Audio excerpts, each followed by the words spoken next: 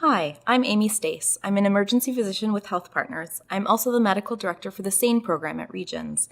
I also work on the Human Trafficking Task Force with the Superbowl. Thank you for taking the time to watch this training module on human trafficking. We're only going to cover a broad overview of the subject today. I'm happy to have two special guests joining us for the program today to give their perspective on commercial sexual exploitation. Later, we'll hear from Sergeant Peterson from the St. Paul Police and also from Amanda Casey, who has a unique perspective on the topic. First, I'd like to go over some background as an introduction. As first responders and medical professionals, it is important that we understand that this is both a social and a medical issue. Human trafficking is broken into two broad categories of labor trafficking and sex trafficking. Legally, these are two distinct crimes, but there's a great deal of overlap between the two. Today, we'll be generally talking about sex trafficking, but this is also called commercial sexual exploitation. Sexual exploitation is defined by the Minnesota statute as receiving, recruiting, enticing, harboring, providing, or obtaining by any means an individual to aid in the prostitution of that individual. Notice that it does not require any transportation across state, local, or federal borders. Additionally, unlike the federal definition, prosecutors are not required to prove force, fraud, or coercion to be able to obtain a guilty verdict. Additionally, for minors, things like survival sex are also considered trafficking. Survival sex is the trading of sex for food, shelter, clothes, or anything for survival. This becomes very important for persons who are mandated reporters because under the Safe Harbor No Wrong Door legislation, sexual exploitation of a minor is considered a mandated report to child services. The point of this legislation is to both decriminalize prostitution for the affected minor and also to be able to provide the minor with services. This law also has increased provisions for weightier punishments for traffickers and buyers, and in Minnesota, being unaware of a minor's age is not an allowed defense. Additionally, since 2016, anyone under the age of 24 is eligible for safe harbor services. So in Minnesota, to sum up, sex trafficking qualifies as if the patient is over 18 whenever there is a pimp or trafficker, regardless of if the victim has consent in the behavior, or if they are under 18, any type of survival sex, in addition to the above definition. The National Center for Missing and Exploited Children conservatively estimates that 100,000 children each year are exploited for prostitution, and 83% of these are domestically born victims. Meanwhile, the FBI has identified the Twin Cities as one of the top 13 centers for human trafficking in the country. According to the Minnesota Women's Foundation, 50% of victims in a recent North Minneapolis study report entering into the commercial sex trade as a minor, and of those, the average age was 11 to 13 years old. In that same Minnesota study, 84% of victims report experiencing physical, sexual, or emotional abuse while being trafficked. Additionally, women being prostituted are between 60 to 100 times more likely to be murdered than the average. You may have heard of the efforts going on surrounding the Superbowl of 2018 in Minnesota. Research done surrounding this issue shows that while supply of exploited persons does increase in a large event such as the Super Bowl, the demand to buy sex also increases as a large number of people come to our city to experience a good time. Personnel training and awareness are a big part of this effort. Trainings in the hotel, food service, and transportation industries, as well as public service campaigns, are underway to heighten awareness of the issue. Police and advocacy resources are also being dedicated to identifying and intervening on these cases. St. Paul has several dedicated investigators who focus on this issue on a daily basis. Sergeant Nicole Peterson is one such investigator and was kind enough to sit down with us to discuss her perspective. Sergeant Peterson, thank you so much for being here with us today. Can you tell me a little bit about yourself and what you do? I am a sergeant with the St. Paul Police Department, and I am currently assigned to our human trafficking unit. We investigate primarily sex trafficking cases and occasionally a labor trafficking case.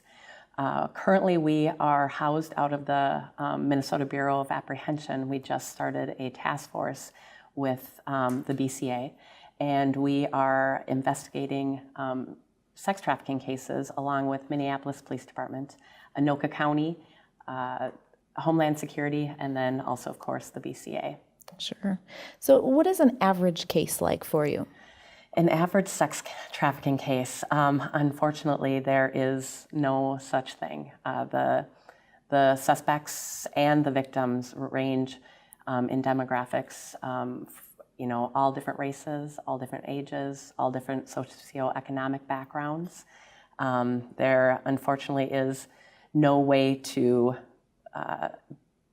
have like a template for investigating these cases. So what is it like to investigate these cases? Well, a lot of times there's multiple suspects, multiple victims, and then the difference mainly between prosecuting homicide and sex trafficking cases is that a homicide case is usually one instance in time, maybe a little bit of the events leading up to it. But sex trafficking cases can go on for days, weeks, months, and even years. And we need to gather evidence from all the significant events that happen leading up to that. Sure. Do you think you can walk me through kind of what the process is that you go through? So you get a tip about a trafficking case, what happens after that?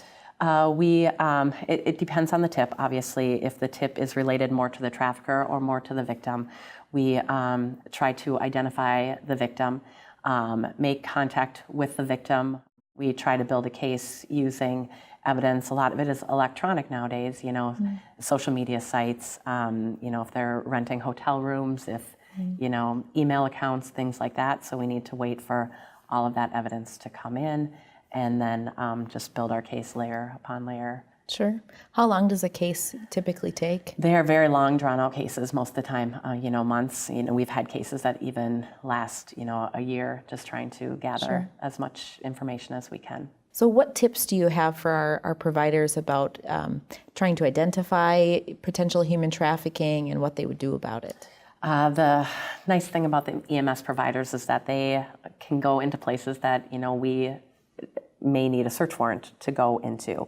So they have a much better vantage point than what we may have, seeing people at their most vulnerable. A few of the things that may help identify is just if the person that they're treating, if they're, is someone that seems to be more in control of them, directing their answers. Obviously the bruising, looking for tattoos that may look like more of a branding, age disparity between the victim and then whoever may be answering the questions for them, an unexplained relationship between those two people, something that just doesn't seem normal or healthy. And then inside houses, if there are, maybe numerous beds just on the floor, sex paraphernalia, an abundance of condoms, abundance of towels, even just kind of laying next to a bed that's on the floor, not a lot of clothing, not a lot of personal property in these houses. Sure.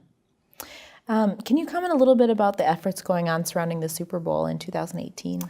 Well, our team is definitely ramping up for the Super Bowl. But on the other hand, these are things that we do every day, all day. So the Super Bowl has been great as far as the awareness for sex trafficking, but it does happen all day, every day. So we will be, focusing our efforts, doing demand details, meaning that, we will target the sex buyers. We'll also be doing victim rescues where we will contact the women and men too that are out there selling sexual services and offering services for them to try to get them out of that life. So in cases that you've had before, are most of the convictions, most of the cases against the trafficker, or do you ever have cases against the buyer as well? We do, especially with buyers of juvenile victims. That is something that we are absolutely targeting right now. So, prostitution stings, that type of thing. Sure. So one of the things that we do is pose as 15-year-old girls online and then have them show up and they know that they are coming to have sex with a 15-year-old girl, and then they're arrested when they show up. Sure. And that's actually a felony. Do you feel that the Safe Harbor no wrong door legislation has changed the way that you do your work? Yes, it has, absolutely. It's provided us with more resources, number one, but it also prohibits us from prosecuting victims that are selling sexual services, and they're under the age of 18. So we are not allowed to prosecute them. They are treated as a victim, and we are able to provide them with services, and there's more resources, more beds available for them if they do not have a home to go back to. Sure. What's your favorite thing about the work that you do? Helping. Sure. Yeah, absolutely. A lot of the victims that we come in contact with are actually, they're juveniles. You know, they get recruited so young, and they just don't know what they're getting into, and they're so vulnerable. The way that they get targeted is for their vulnerabilities. You know, whether that's mental health, whether it's addiction, previous sexual assaults, unhappy home life, unsafe home life, and that's what these traffickers prey on. They prey on the vulnerabilities, and they are so good at identifying these vulnerabilities and exploiting them, and it happens so quick, especially with social media out there. Sure. Thank you so much for being here with us today. We really appreciate your perspective. Thank you. In addition to being a huge social issue and legal issue, this is also a medical issue. According to the ACE study, which is the Adverse Childhood Experiences Study, which these experiences include sexual abuse and sexual trauma, these events are associated with higher rates of unintended adolescent pregnancies, HIV and other STIs, PTSD, depression, suicide attempts, assaults, intimate partner violence, chemical dependency, financial stress, poor academic performance, COPD, asthma, liver disease, and ischemic heart disease, among many other things.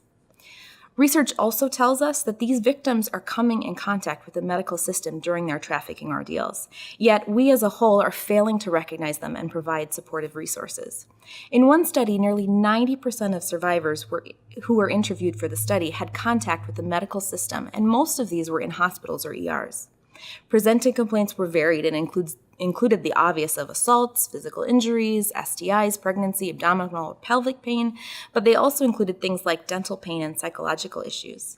In fact, in this same study, the rate of suicide attempts was 41.5% while being trafficked. This rate went down to 20.5% after being removed from the trafficking situation, but regardless, both of these rates are highly concerning and just plain unacceptable. As a part of this training, we really want to highlight the effects that traumatic experiences can have on a person and how traffickers use that to their advantage. Not everyone has the same story, but the idea of being systematically broken down is a common theme for many who experience commercial sexual exploitation or labor exploitation. For our next section, we'd like to introduce you to Amanda and have her tell you her story. Amanda now works as an educator on human trafficking and with advocacy agencies in the Twin Cities. Many traffickers will go through a process of grooming with their victims to make them more likely to cooperate. I want you to listen for some key tools that the trafficker may use: isolating the intended victim, creating dependence on the trafficker, and repeated physical and sexual trauma.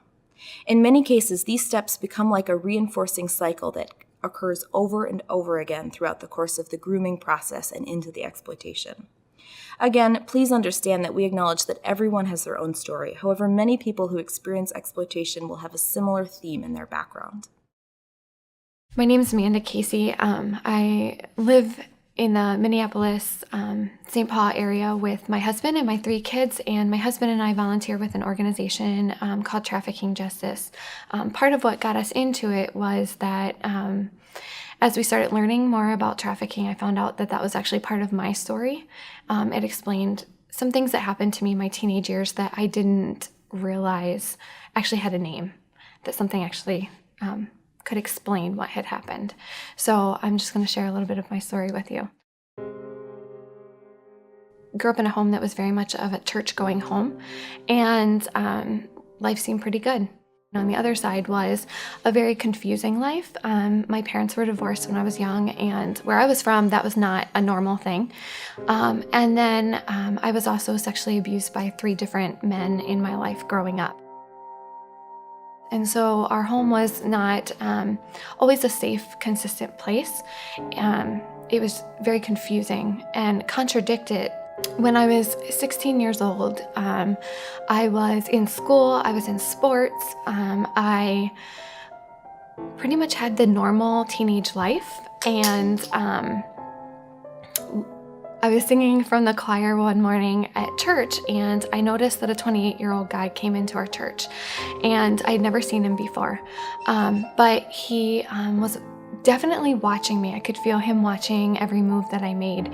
And he soon after that started working with our youth group as a youth leader in our youth group, and very much started hanging out with me, trying to get to know me. It didn't seem abnormal to anybody. He would take me shopping, and he would take me to Old Navy and actually buy me something off of a rack where I had never had brand new clothes. I'd always went to the 50-cent bins at Goodwill. And he would take me out to a restaurant to eat, and I'd never been to a restaurant other than, the dollar menu at McDonald's. And so to me, it was someone taking care of me, somebody actually listening to what was going on in my life. As it progressed, he started giving me rules and things that I had to do to kind of keep him interested and keep him talking to me. And so he would call me on the phone and say, you really need to answer when I call, because, I just want to make sure you're okay. We were out at a restaurant one night, and he said, I think I actually like you more than just a friend. Well, he was 28 and I was 16, and I thought that was really cool that a 28-year-old guy would be showing this interest in me. And so then the dating part of the relationship kind of started progressing, and then he would take me shopping, but it wouldn't be quite the same, because he would say, no, I'm going to pick this out for you, and I want you to wear this, instead of me getting to pick out whatever I wanted. As a teenager, you don't look at those situations and scrutinize them. You just go with it. So one night I wanted to go out with one of my girlfriends, and he said, well, you can't go out with her because I told you we're going out to go do something else. And I was like, well, I really want to go. And he goes, you don't have the option. You're going with me. And if I would not take a phone call from him, he wouldn't talk to me for 2 days. And that was probably the worst punishment he could give me, because he was the only one in my life who was paying attention to my needs and what I actually needed or wanted, or any sort of emotional feelings of just being loved and valued. That progression continued until one night he called me up and said, hey, I want to take you out for a day. And just the two of us hang out. I think it would be really fun. Is there any way you think you could arrange that? And I'd never lied to my mom before about going anywhere. So my girlfriend was in on it, and she said, okay, yeah, you can tell her you're at my house. And so we did that. And I thought we were just going to go hang out in a hotel room and watch movies. And that's what he told me, and I believed every word he told me. And so instead of hanging out and watching movies, that was the first time he raped me. The whole time he kept saying, you're going to have to learn how to do this. So I'm going to teach you how to do this the right way. It was brutal. After that, our relationship really changed. It became very abusive and controlling. I didn't have a choice whether or not to pick up the phone. I didn't have a choice to go out with my friends anymore. I didn't have a choice of what to eat or what to wear. He would tell me explicitly what I was allowed to do every single day. But nobody knew that there was even a switch. Nobody knew that anything else was going on, because he had told me if I told anyone, he would make me look like a liar. At one point, the abuse got so bad that I would have bruises. One of my friends, we were at an activity and I had to change, and she ended up seeing some of the bruises.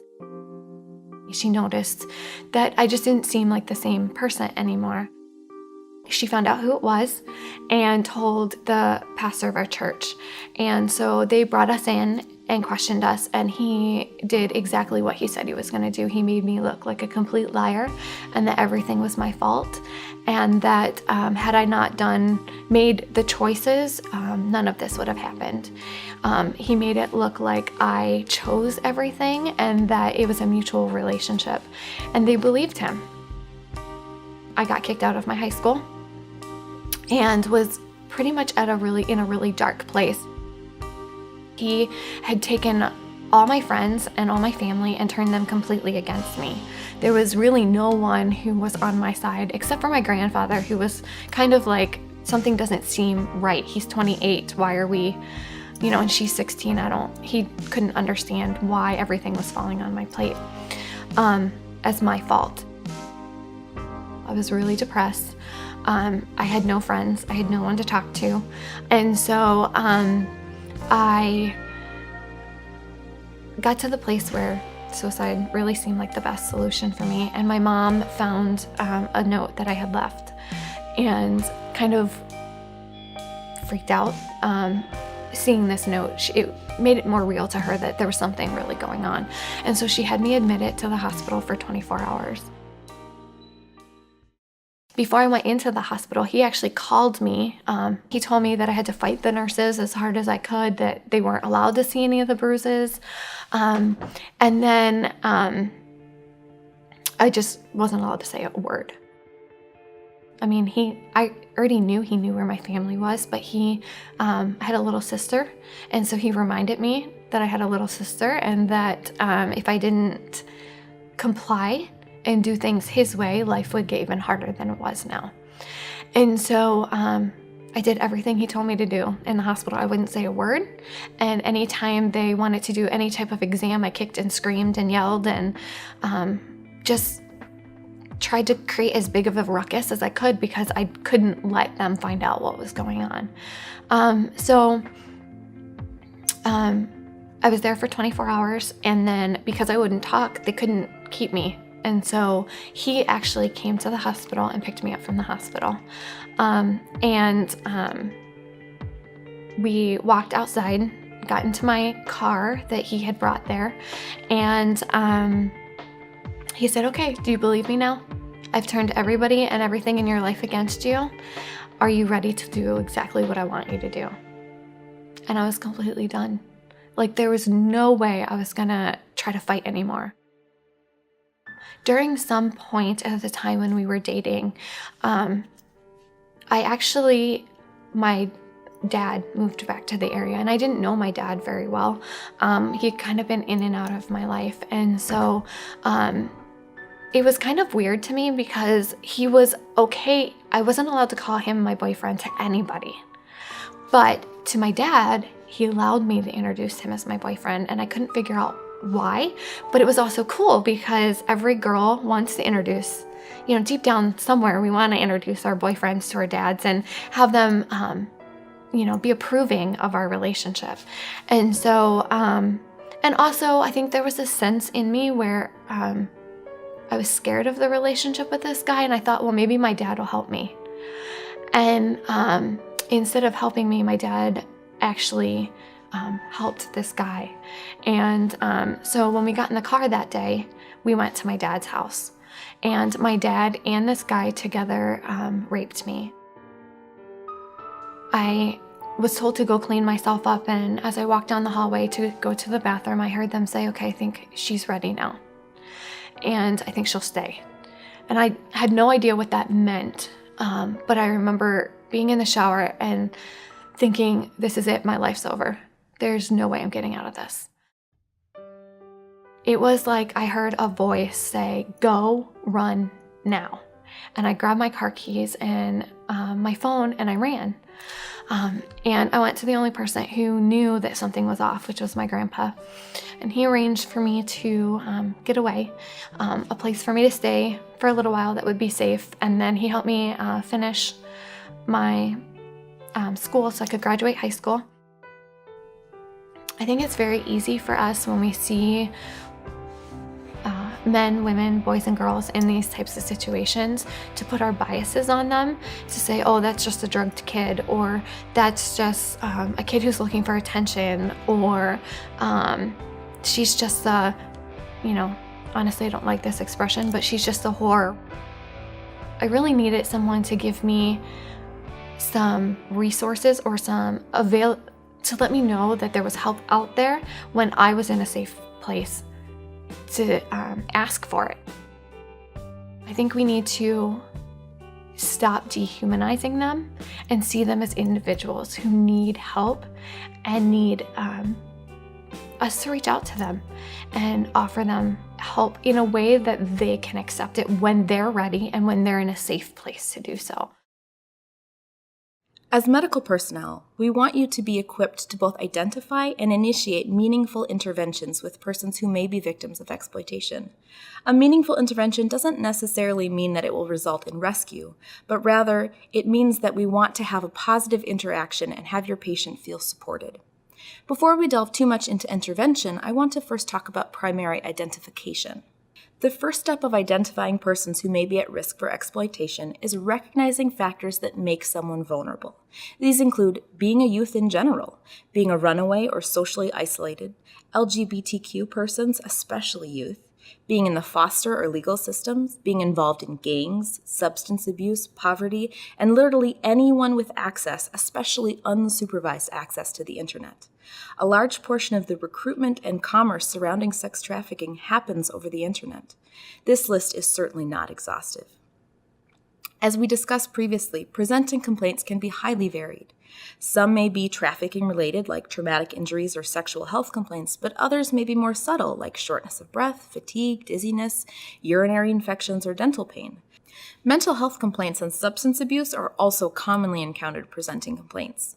In one study, respondents reported that roughly 91% had some sort of neurologic problem. 68 had a cardiovascular issue, 62 had a GI issue, and over half had dental issues. There are some other red flags that should raise your suspicion. Understand that the presence of these factors does not necessarily mean that your patient is certainly being exploited, but it should make you think about asking some more questions. Additionally, because you are able to see inside of the living situations of most of your patients, you have a unique advantage. You have access to information that the rest of the medical and advocacy communities do not have. For instance, if you notice poor living conditions with many unrelated women and children, or locks on the outside of internal doors, restraints, or a lot of drugs or weapons in the house, consider asking some additional questions of your patient once you're in a safer place. Additional things to consider are if your patient has suspicious injuries that don't fit the story or frequent calls to the same address for injuries. Unexplained delays in calling 911 might also be an indicator. Some traffickers may insist on accompanying the patient at all times. Be aware that this escort may actually be someone who is similar in both age and gender to your patient. So if possible, it's best to try and have the patient transported alone to give you the opportunity for conversation. A young person without a phone or identification is a bit suspicious and should prompt you to ask where those things have gone. It's possible that the trafficker may have confiscated them. If you see someone with odd tattoos or brands, it might be a good idea to ask about it. Ultimately, most of these things come down to having a gut feeling that something just isn't right and then following up on it by asking some additional questions. Depending on the length of your transport, you may or may not have a lot of time to ask questions. Be sensitive to your patient and where they are at the time. It may be difficult to establish a trusting relationship with such a short time. If you're suspicious but feel that you can't adequately address the issue in the time that you have, include your suspicions in your nursing sign-out. Be sure to do this away from family or friends of the patient and maybe even away from the patient themselves. Many hospitals have sane nurses or social workers who are specially trained to interview and assess these patients. Even if it ends up that your suspicion is wrong, it's still okay to have another set or sets of eyes on the problem. If you do feel like you can ask some questions with your patient, you might want to try some phrases like, do you feel safe at home? Can you come and go freely? Does anyone keep tabs on your whereabouts? How many people do you live with and how are they related to you? Does anyone make you do things you don't want to do? And if you feel comfortable talking about sexual history, you can just ask, have you ever had sex for money? Do you get to choose who you have sex with? And my favorite is asking, I once had a patient whose boyfriend made her have sex for money, but she didn't really want to. Do you know anyone like that? I usually advise people to have 1 to 2 phrases that they like to use. The more used to you are asking the questions, the more likely they're to come across as natural and less awkward. Still, sometimes these questions are uncomfortable. The most important thing that you can get across to your patient is that you're on their team. Many victims are taught, either intentionally or unintentionally, to mistrust anyone in authority, medical workers, the system, and men in general. And unfortunately, EMS providers often fall into multiple of those categories. Another key piece to providing a safe space and fostering a trusting environment is to not promise anything that you can't deliver on. For instance, for very complex reasons, it's not always possible to remove someone from a dangerous situation right at that time. Sometimes it is, but often it takes the complex interworking of the legal system to do that, and this takes time. If we promise that they'll be able to get away right now or that someone will be arrested, and those things don't end up happening, we've set them up for future mistrust of the medical and legal systems. But we also want to make sure that we're willing to offer services regardless of whether the patient discloses their story to us. For many victims, it is important that they know where to get help long before that they're willing to accept it. If you ask some of the previous screening questions and your patient tells you that they don't need help, but you think they might still need help, it is sometimes beneficial to reply with something like, "I'm glad that you're not in that situation, but if you ever find someone who is in that situation, here's a number that they can call." And then give them either the Day One hotline number or the United Way crisis line. 211 is a pretty easy number for most people to remember. I always tell people, call 911 if it's a life-threatening emergency or 211 if it's anything else. These lines are both able to connect people with services, housing, advocacy, legal resources, and many other vital resources. Thanks for watching this training video. In summary, it is important to be aware of this issue in our society and that it affects the patients who you will be seeing. These situations are complex and nuanced, and while all interactions will not lead to rescue or prosecution of traffickers, our goal as medical providers should be to identify exploited persons or those at risk for exploitation and offer support and resources. We want these patients to see healthcare as a safe space and to know that as a system, we have not forgotten them. You play an important role in this process. To learn more about this issue, here are some resources which may be helpful to you. Thank you.